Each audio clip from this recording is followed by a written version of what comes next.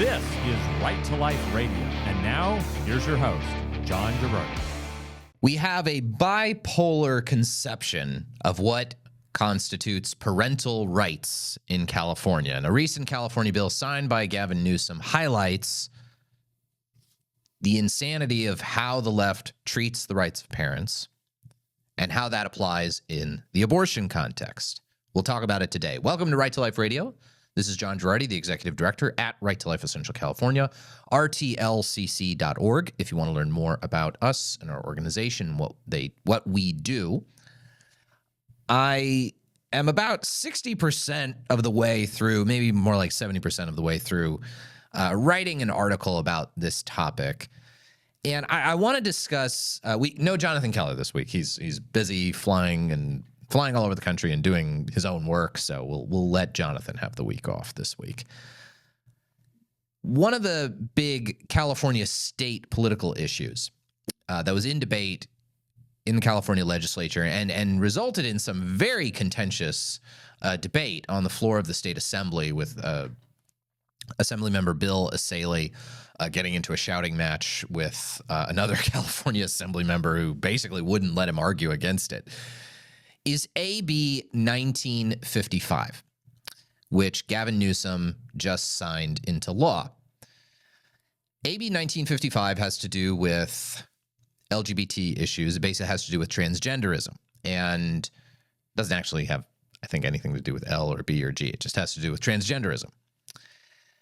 And it impacts public schools. So basically what AB 1955 requires is that if a child is socially gender transitioning at school, meaning the child wants teachers and administrators and staff and other students to refer to him or her by a different name, to have different pronouns used in reference to him or her, for records within the school to reflect this is, Joan instead of John.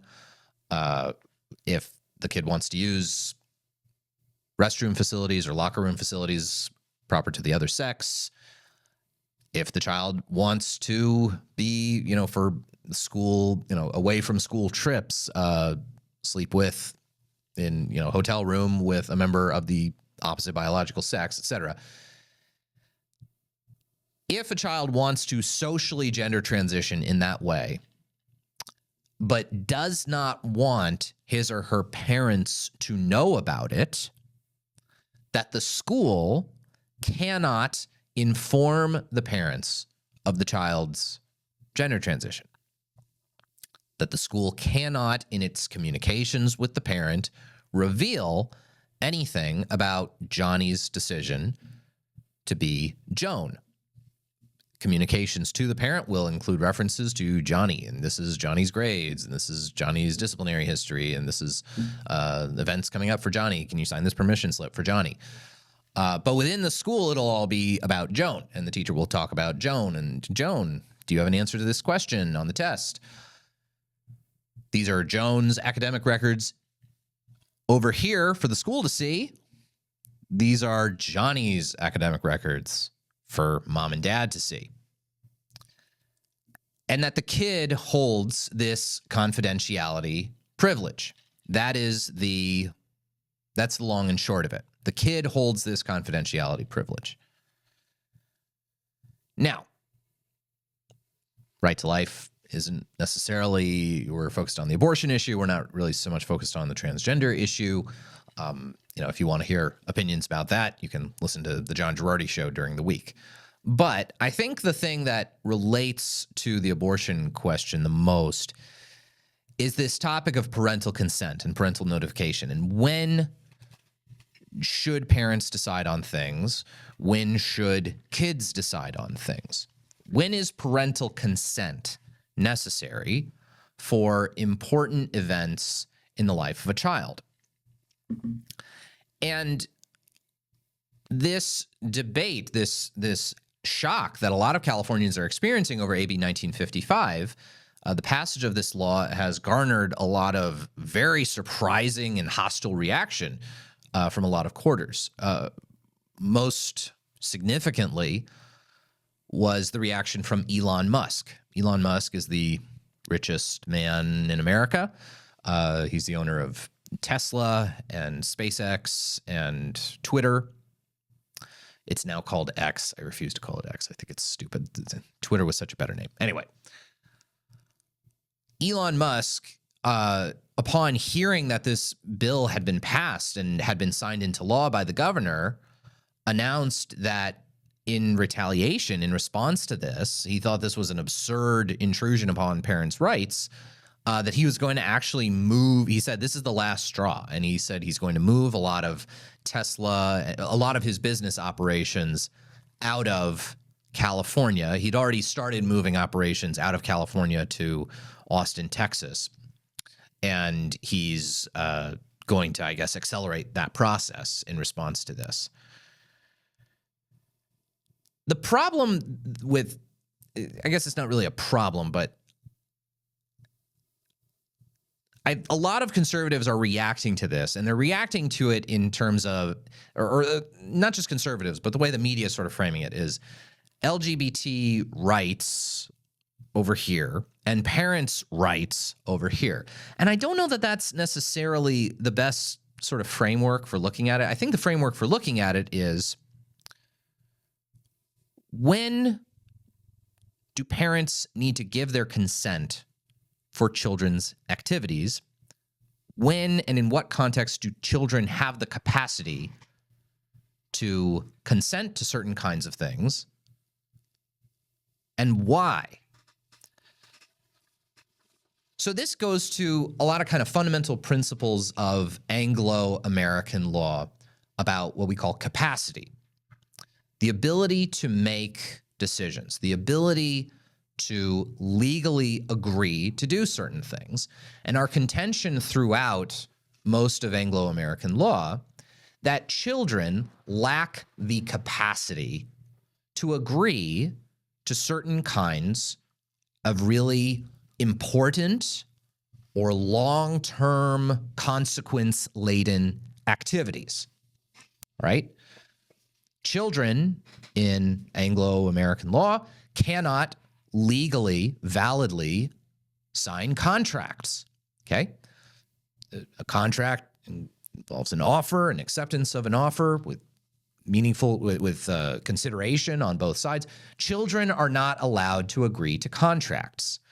I don't know if this story is true. I heard it a long time ago, so maybe this is anecdotal, but it would make sense. When Kobe Bryant was first drafted into the NBA, he was drafted right out of high school. And he was only 17 years old. And his first contract with the Lakers, he could not sign it because he was a child. So his parents actually had to sign the contract on his behalf. We don't let children sign contracts. We don't let children consent to almost any kind of medical care. Parents have to consent before their kid gets medical care. And even at the height of COVID, children were not allowed to consent to getting the COVID vaccines absent parental permission. You had to get permission from the parents for anyone who was under 18 years of age. In spite of California being very, pro-COVID vaccines, pushing COVID vaccines, encouraging COVID vaccines, California never took the step of saying that kids could get COVID vaccines when their parents didn't want it, against the wishes of parents, absent parental approval. So a school nurse can't give your kid a Tylenol without asking you first.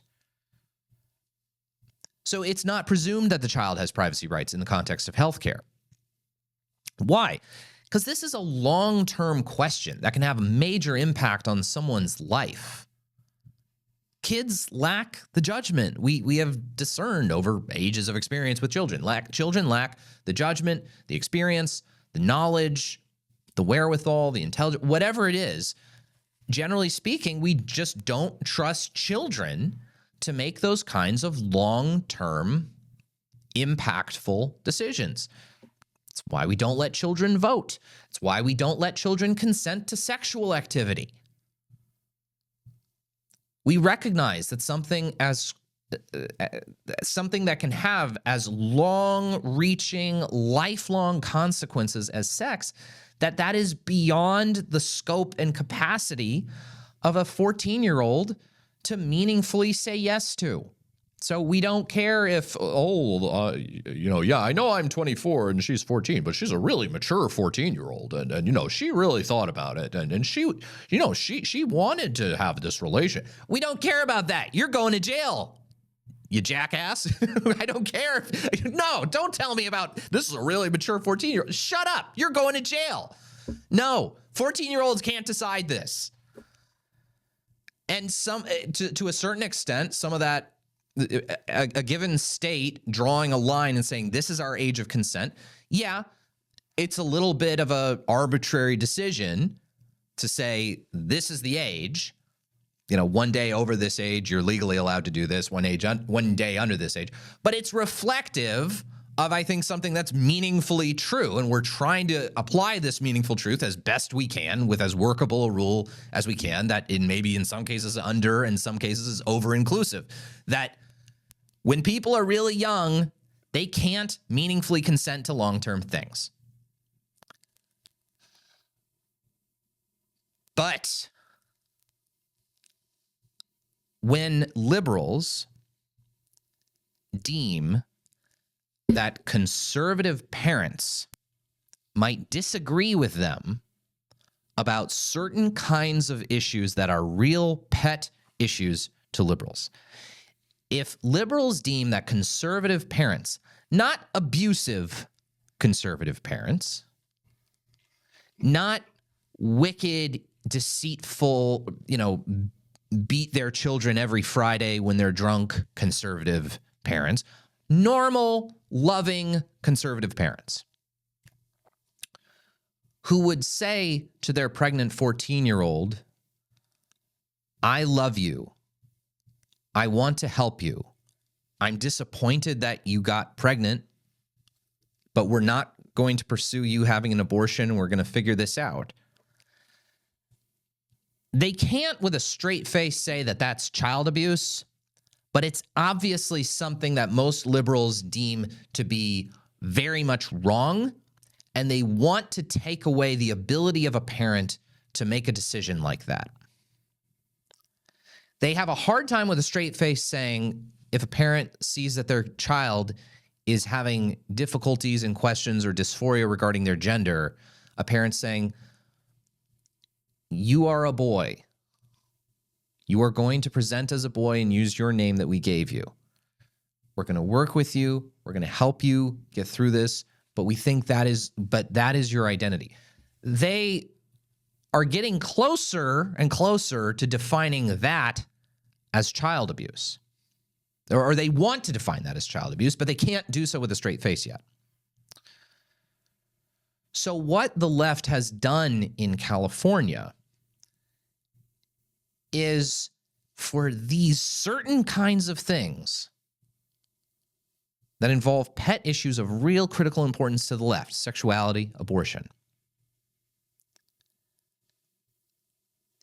they allow children to have legally the capacity to consent to these things, even though all of the normal reasons out there for why children shouldn't be allowed legally to consent to these kinds of things, they still exist.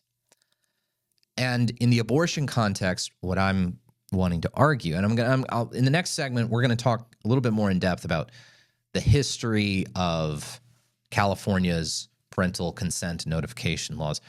What I want to argue is that basically it is outright cruel to leave a child to make these decisions on his or her own. We'll talk about it next. This is Right to Life Radio.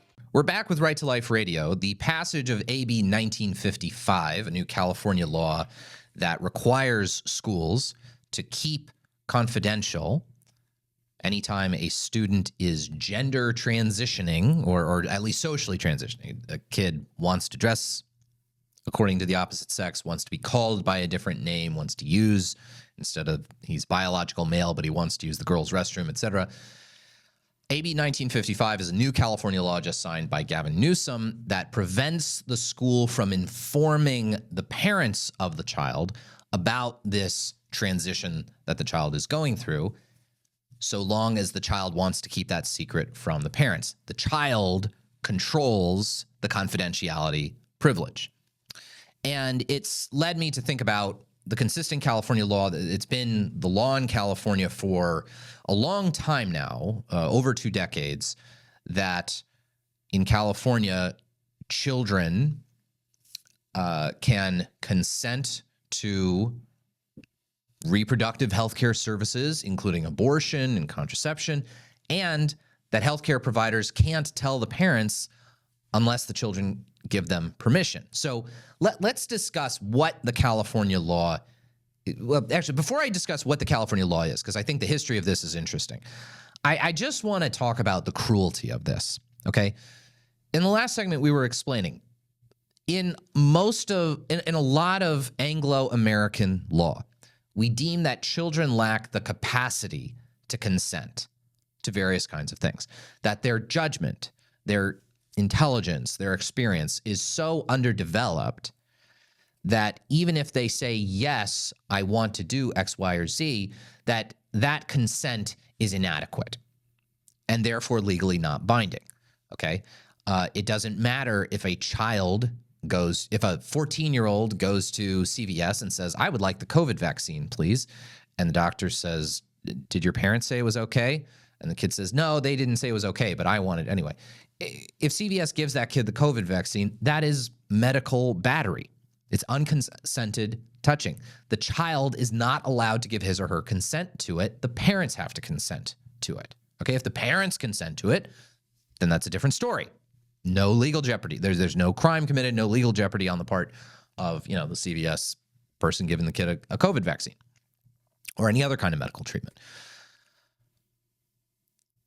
California has basically carved out this massive exception in healthcare for anything having to do with reproductive care, that a child 12 and up can consent to any reproductive health services, anything relating to pregnancy, anything relating to contraception, anything relating to STD treatment, testing, anything related to abortion.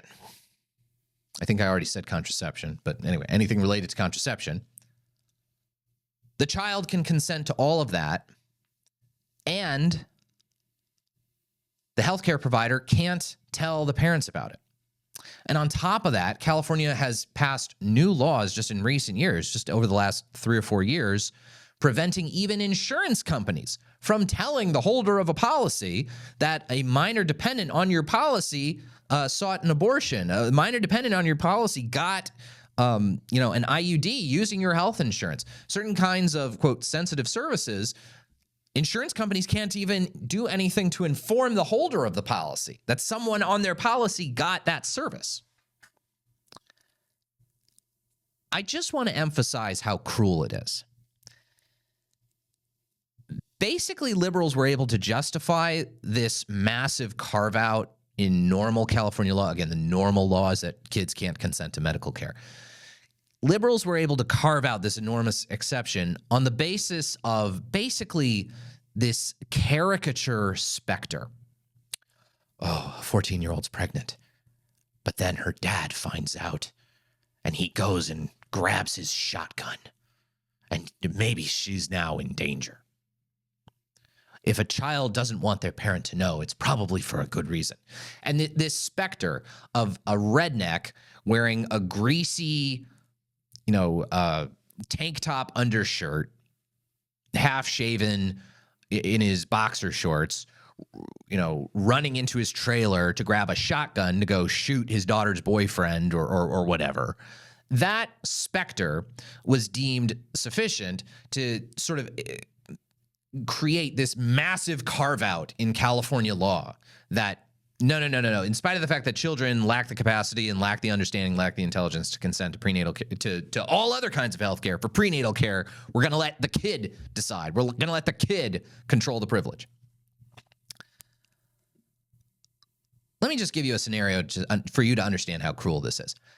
A 15-year-old gets pregnant. She's scared of talking to her mom and dad, her loving mom and dad, who are not abusive parents, who are loving parents and who want to help her. But she's scared and she's 15, so she's dumb and she decides not to tell them.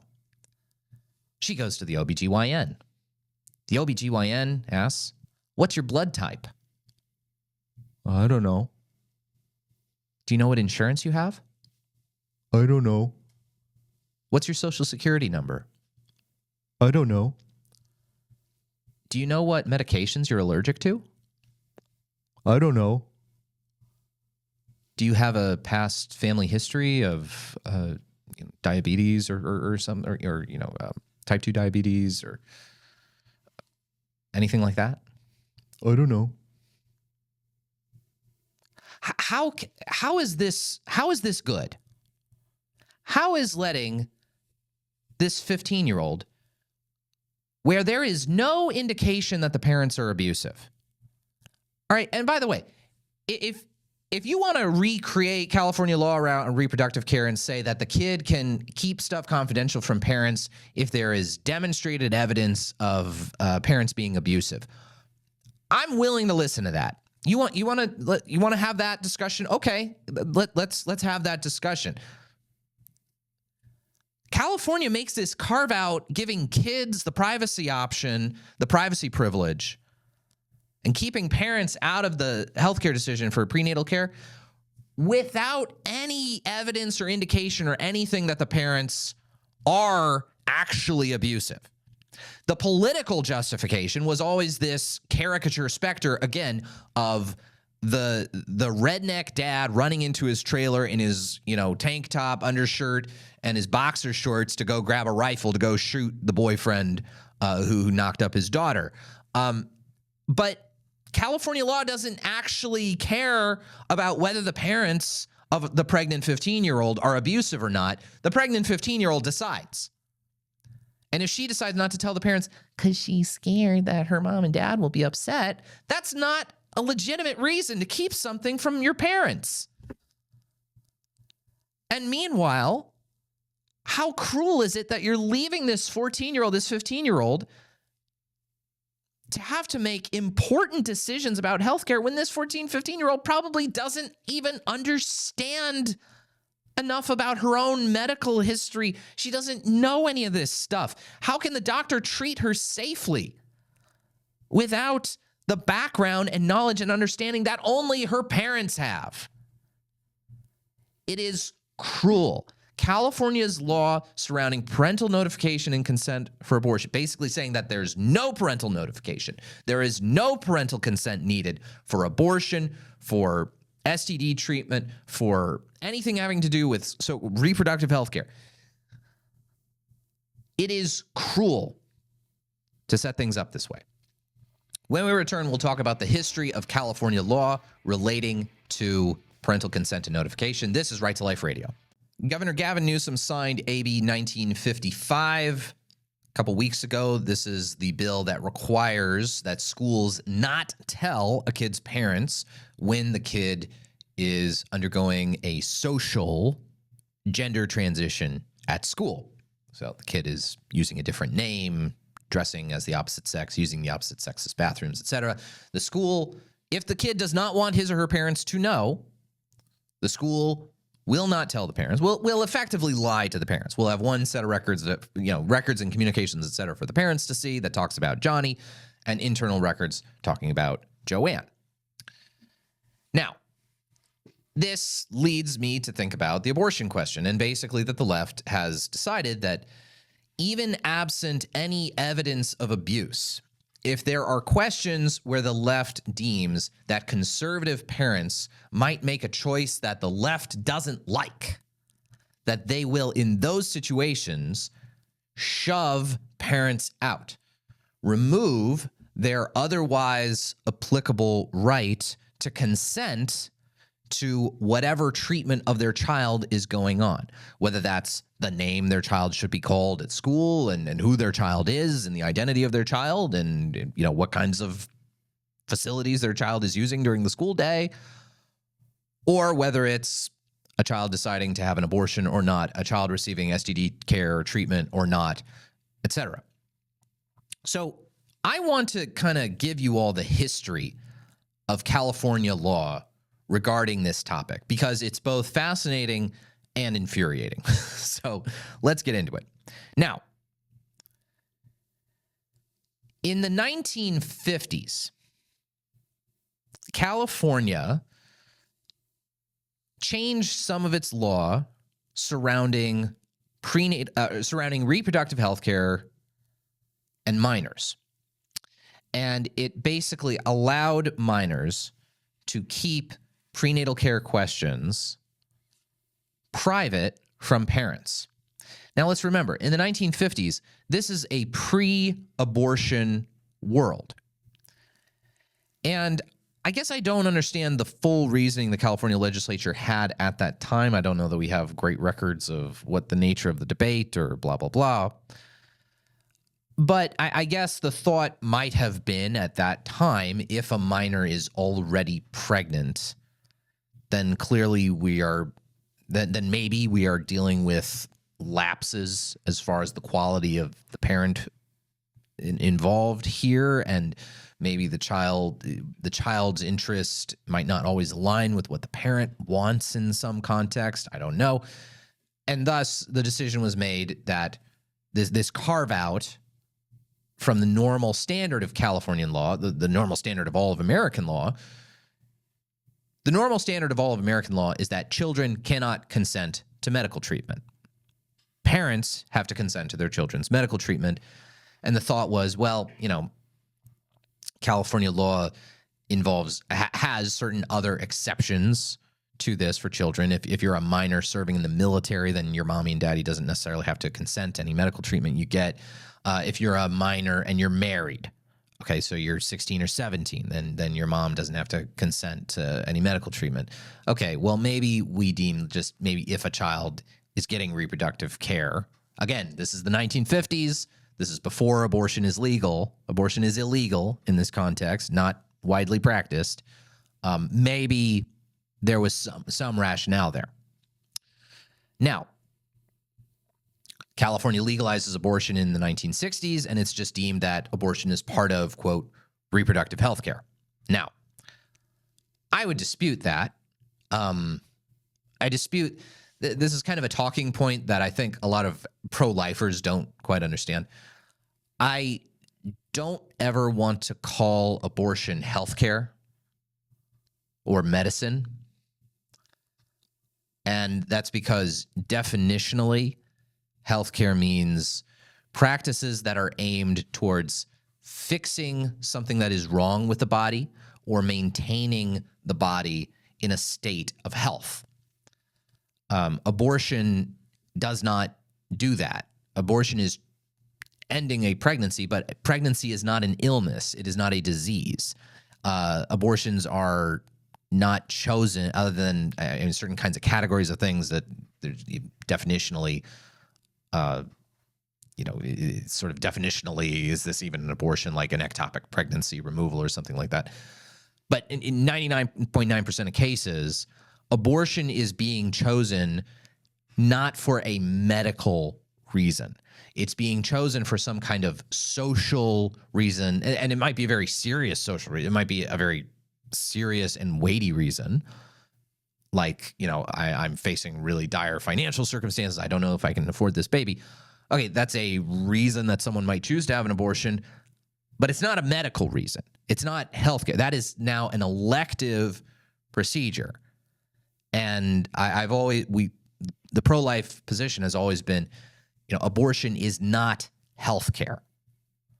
It's something that's different from healthcare. Okay, now the reasons why people get abortions are weightier than the reasons why people get this procedure. But if you're Michael Jackson and you want to get a nose job because you have some idea that your original nose is ugly, and that a fancy Roman nose would look better on you, that's not a healthcare decision. Michael Jackson getting his nose reconstructed was not a healthcare thing. It was an aesthetic thing. It was completely elective. It was not something that was fixing anything that was wrong with his nose.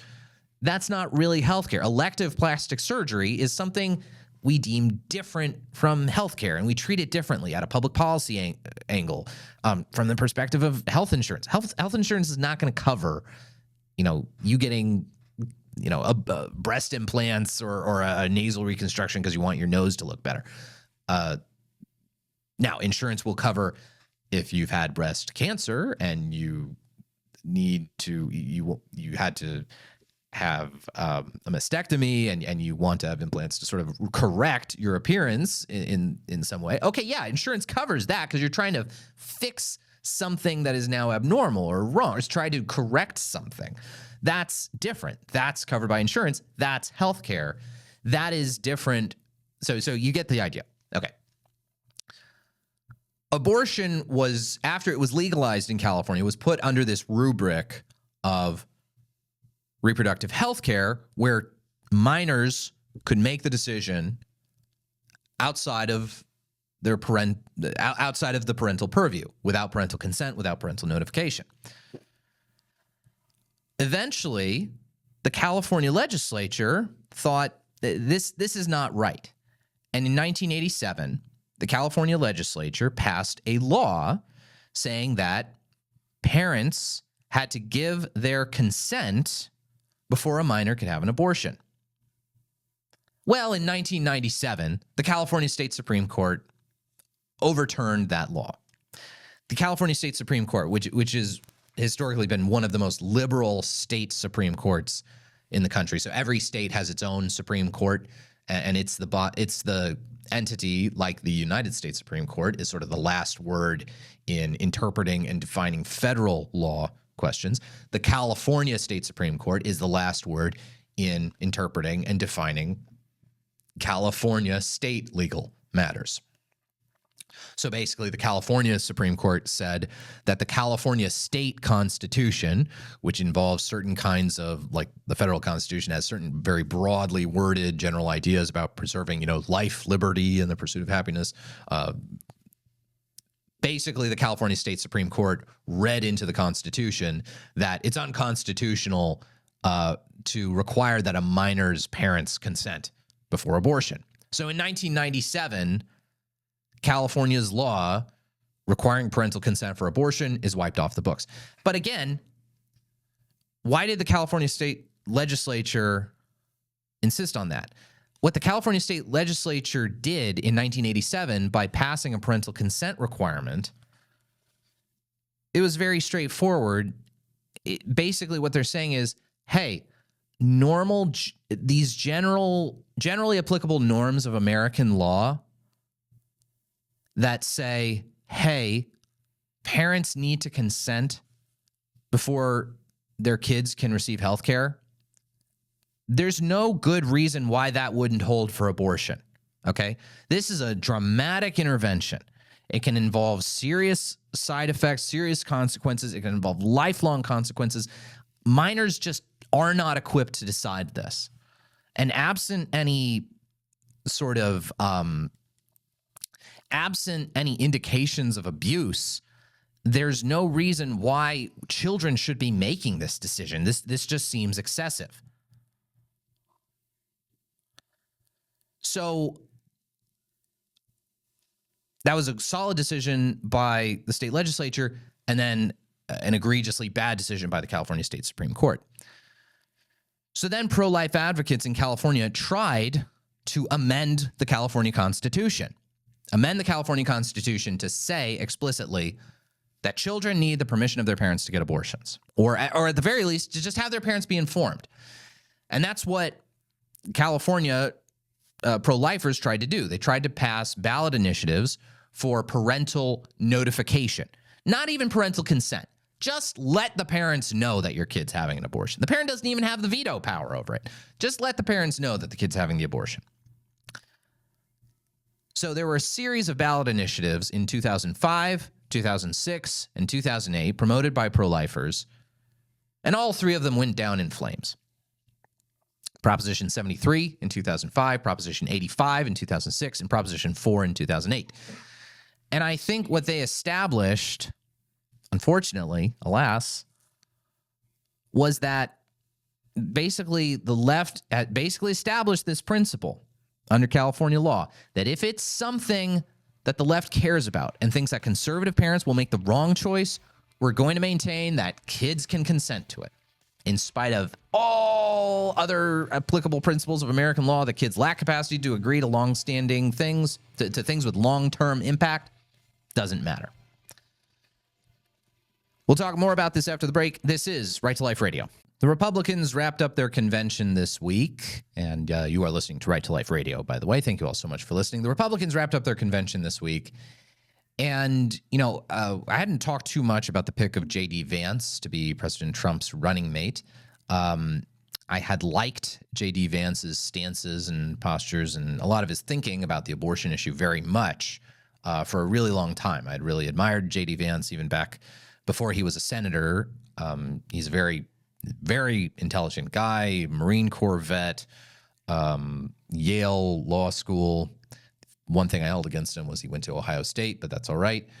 And I would have been, very bullish on his pro-life impact until about 2 weeks ago when he went on a Sunday show and kind of parroted some Donald Trump talking points saying that, well, we need to protect access to the abortion pill. I support women having access to the abortion pill, which seemed to kind of echo what Trump was saying. Now, I'm getting some reports saying that, no, he didn't quite mean it the way that it sounded. He was talking kind of in a technical, wonky way. I don't know. Here's my, just now that we're done with the Republican convention, the Republican platform is in place. There's a part of me that wonders, as any of you who listen to this show know, I was very disturbed with the Republican Party altering their party platform to remove a lot of the language, a lot of its pro-life language. I'm very disturbed with the way that Donald Trump is talking about abortion. I'm concerned about this idea that we are retreating from abortion as a federal issue, what that means. I think it's easy to say, well, we should just leave abortion to the states now. That overlooks the reality that there are lots and lots of abortion-related questions that are inextricably federal. Is the federal government going to fund abortion providers? It is funding abortion providers right now, okay, through Title VI, through Title X. It's funding abortion providers right now. Is President Trump going to stop that? Democrats want to get rid of the Hyde Amendment. They want the Medicaid program to directly fund abortion. Is President Trump going to, like he did in his first term, is he going to push to stop that? Or Republicans, like they did in his first term, are they going to push to stop that? And most importantly of all is the abortion pill. The abortion pill is the single biggest driver of abortion. Its deregulation by the FDA under President Biden has coincided with a massive spike in abortions total in this country. There were 900,000 abortions a year in 2020. There are about 1 million abortions a year now. And the increase has been purely from pill abortions. So are we going to regulate the abortion pill or not? If we're not going to regulate the abortion pill, then, man, that really undercuts a significantly important thing to limit abortion that's within the control of the president. It's within the control of the executive branch. So I don't know. I guess I'm heartened by J.D. Vance. I thought he was great, but if the Trump administration's not going to take any action to limit the abortion pill, that is a huge pro-life delinquency. That'll do it for Right to Life Radio. We'll talk to you all next time on Power Talk.